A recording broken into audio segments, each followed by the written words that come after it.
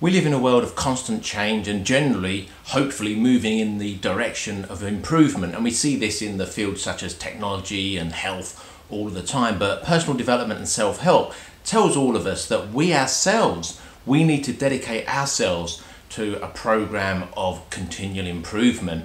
But how do we do that? How do we continually improve? Well, it's actually quite easy, and I'm going to share that with you in this short video. So stay tuned.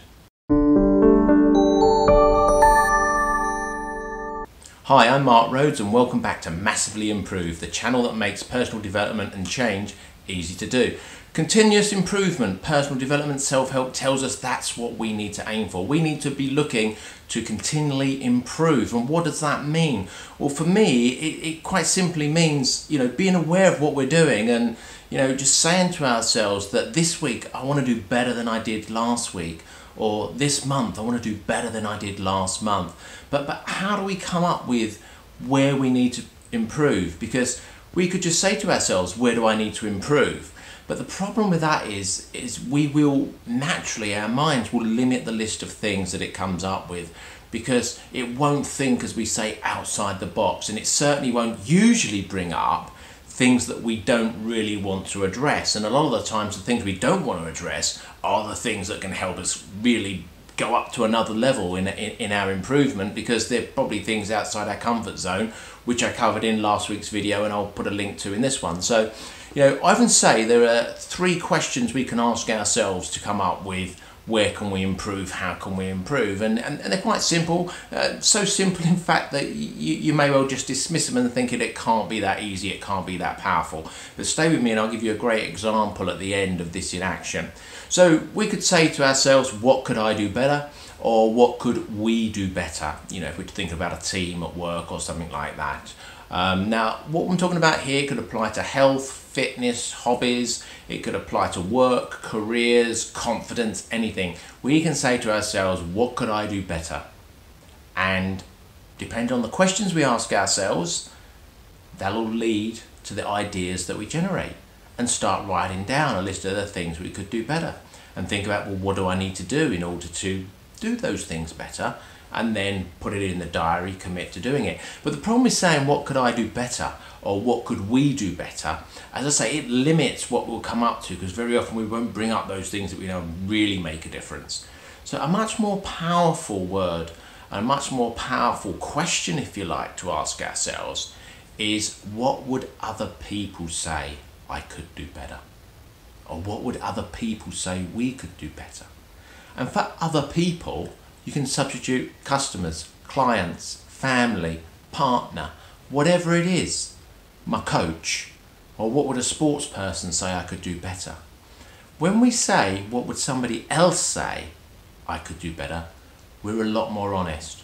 Those questions get answered and we come up with the things that really, really would make a difference. But often we don't bring up or think about, as I say, because we're uncomfortable about them. Now let me give you an example, as I promised, to really bring this home and really make this real.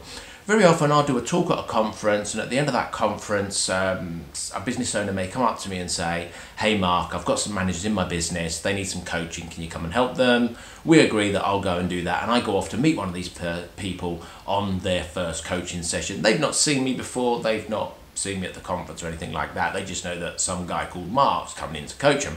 And so when I go in, and I always do the same thing every single time, introduce myself and I say, well, how can I help? And most of the time these people, because they don't want to be coached, they didn't ask for coaching, they've just been told that I'm coming in. Most of the times when I say, how can I help? They say, well, I don't know really, Mark. Everything's fine. I can't really think of anything that he's doing. And then I explain to him, there's many ways I can help you. I can help you with confidence. I can help you with sales. I can help you with public speaking.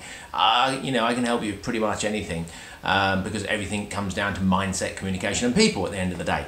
So I tell them this, and still they come up with very little, if anything, when I ask them, where can I help you? What could we do to improve things for you, or what could we do to improve things for your team, or what could we do to improve the results that you're getting? Very rarely do they come up with anything until I ask them the other people question. And I say to them, let's say their name's Barry, and I say to Barry, okay Barry, I understand it, you can't think of anywhere else where you might need to develop or change or improve. But can I ask you a question, Barry? If I was to go back to Mary, the CEO, and say, where does Barry need to develop? What do you think she might say? Very often then Barry's like, oh, she'll probably say I need to delegate more, I need to get more involved in my team, I need to get out and meet customers more, I need to contribute more to meetings. Barry has a list. Barry has a list. 15 seconds earlier when I'm asking Barry, where do you want some help, where do you need to improve, he doesn't know. But when I say to him, what would your boss say, Barry, or what would the CEO say, Barry, where would they say you need to improve? He's got a list. Now, some of these things he already knew, but he didn't want to bring them up. But when I frame it in the angle of what somebody else would say, he has to bring them up. But they're things outside his comfort zone, things he'd rather not address. But once we know what they are, we can work on them, because these are things that are going to help him to massively improve. But there's a whole raft of these things that he genuinely didn't think of. His mind did not bring those ideas to the front of his mind because he hadn't asked the question of where would other people say I could do better. And as I say, for other people, you can do partner, husband, wife, children, colleagues, whatever you want. You put whatever you want in there and get that list of where you could improve. And that will get you started with that list of things that you need to commit to on a daily basis, working towards, and measure yourself. Have I done better this week than I did last week, and all those things. That gets that action list there. I hope you found this useful. If you found this video useful, please give me a thumbs up, like, to let me know. And if you're not already subscribed, please hit the subscribe button to subscribe to the channel. If there's a bell notification on your device, please hit that as well, and YouTube will let you know every time I release a new video.